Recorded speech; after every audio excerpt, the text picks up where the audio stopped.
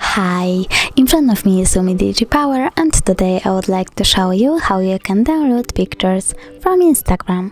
Firstly, open Play Store and download an app called Repos for Instagram. Remember that it has to be from this developer.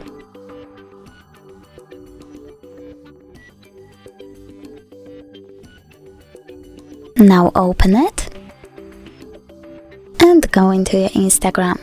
Pick a photo that you want to download, for example that one, and click at the three dots at the top right corner. Choose Share To and tap on Repost tab. Then go back to it. Pick one of the options and tap on the photo that you want to download. Click on this square icon to remove the label and tap the middle button. Then click Allow. Now when I go into my gallery, I can see that my picture was successfully downloaded. Thanks so much for watching. If you enjoyed this video, don't forget to leave a like, comment and subscribe. Bye!